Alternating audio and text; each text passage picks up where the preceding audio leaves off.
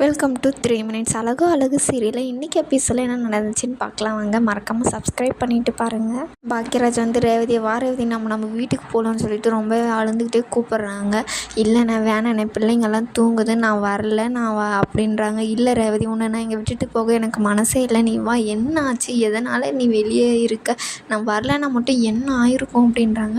இல்லைண்ணே, நான் வீட்டில் சொல்லாமல் வந்ததுனால அவர் என் மேலே கோவமாக இருக்கார், உள்ளே இருந்தால் சண்டை போட்டுனே இருந்தார், அதனால தான் நான் வெளியே இருந்தேன், வேறு ஒரு பிரச்சனையும் இல்லைண்ணே அப்படின்றாங்க.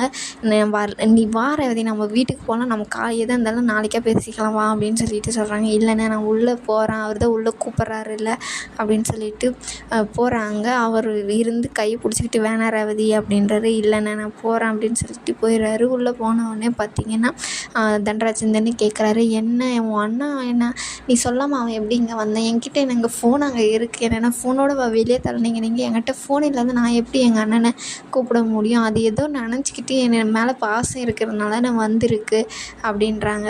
அது உனக்காக அவன் வந்திருக்கான் பாரு, அதுதான் என்னால் தாங்கிக்கவே முடியல அப்படின்னு சொல்லிட்டு நான் போகிறேன் போங்க அப்படின்னு சொல்லிட்டு தூங்க போயிடுறாங்க. ஆனால் வெளியே போய் பார்க்குறாரு தன்ராஜ். ஆனால் பாக்கியராஜ் அங்கேயே தான் நின்றுட்டு இருக்கார்.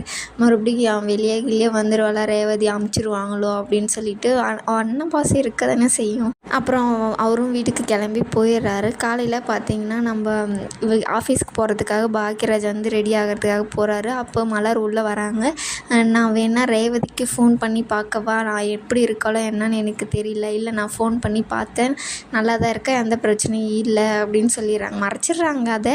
அதுக்கப்புறம் பார்த்திங்கன்னா வண்டி எங்கன்னாச்சு அப்படி அதான் சொன்னனே, வாட்டர் வாஷ் விட்டுன்னா அது அவங்க பூட்டிகிட்டு போயிட்டாங்க, அதனால் என்னால் எடுக்க முடியல அப்படின்றாங்க.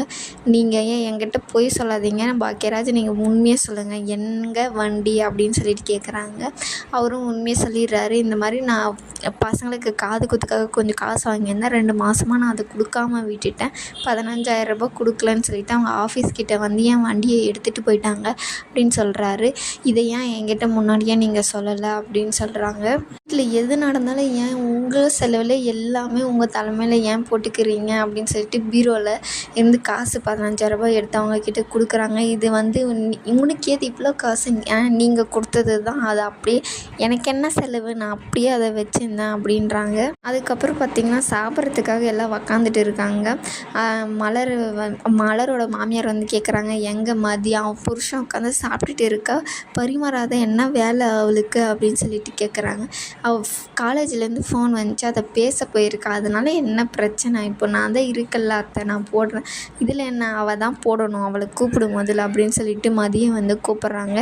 என்ன ஆச்சு என்ன அப்படின்னு, ஒரு புருஷன் உட்காந்து சாப்பிட்டுட்டு இருக்கான், அவனுக்கு பரிமாறாத உனக்கு என்ன வேலை, போய் இது தயிர் எடுத்துகிட்டு வா அப்படின்னு சொல்லிட்டு தயிர் ஒரு கப்பில் போட்டு எடுத்து வைக்கிறாங்க. இன்னொரு கப்பு தனியாக வைக்கிறாங்க அந்த வேஸ்ட்டெல்லாம் போடுறதுக்காக. ஆனால் அவங்க மாமனாருக்கு கோவம் வந்துடுது. இந்த வீட்டில் எனக்கு வேஸ்ட் எங்கே வைக்கணும்னு சொல்கிறதுக்கு கூட நீ யார் அப்படின்னு சொல்லிட்டு அந்த கப்பை தள்ளி விட்டுறாங்க. வேலைக்கு போயிட்டு வராங்களே, நீ எப்படி அதிகாரம் பண்ணலாம் அப்படின்னு சொல்லிட்டு அவங்க திட்டிகிட்டே இருக்காங்க. அதுக்கப்புறம் சுரேஷ் அப்போ தான் வாயில் ஒன்று போட்டு துப்பலான்னு எடுப்பார்.